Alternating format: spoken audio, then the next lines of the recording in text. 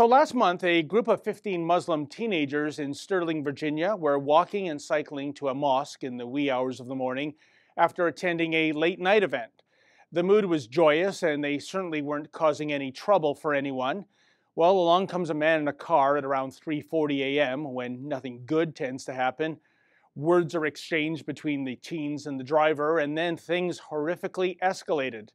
The driver then chased down 17-year-old Nabra Hassanin, whereupon he beat her to death with a metal baseball bat and dumped her lifeless body in a pond.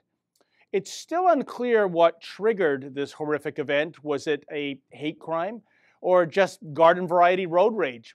But there's a very pertinent detail about this story that most mainstream media outlets somehow forgot to or failed to report, namely, the savage who brutally beat Nabra with a baseball bat is Darwin Martinez Torres, a 22-year-old illegal immigrant from El Salvador. In other words, Nabra never should have been murdered because Torres should never have been in the USA in the first place.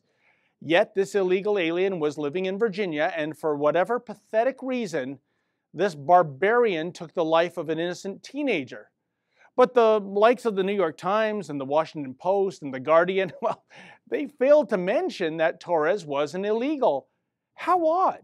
With the notable exception of Fox News, why did so many media outlets simply refer to the murderer as though he was citizen Torres as opposed to illegal alien Torres? Well, I think we all know why, don't we?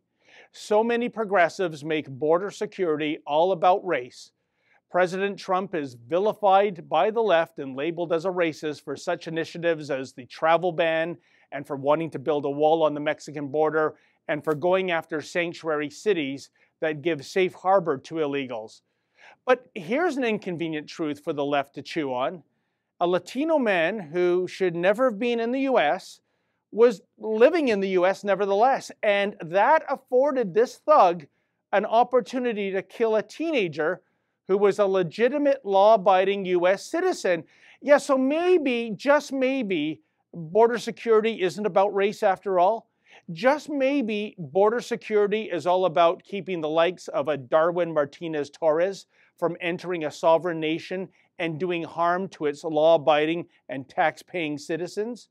And yet, even in the light of the brutal murder of a female Muslim teenager, the progressives still shy away from brandishing Torres as an illegal immigrant because, hey, no one is illegal, right? In any event, there may be some poetic justice to this sordid saga in the years ahead. You see, Mr. Torres was so keen to embrace the benefits of living in the U.S.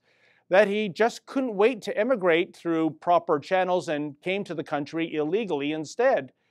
But perhaps he should have picked a state other than Virginia, given that not only does Virginia have the death penalty, it's actually a top 5 death penalty state based on executions per capita. So, Mr. Torres, what's your preference? Lethal injection or firing squad? For the Rebel Media, I'm David the Menzoid Menzies.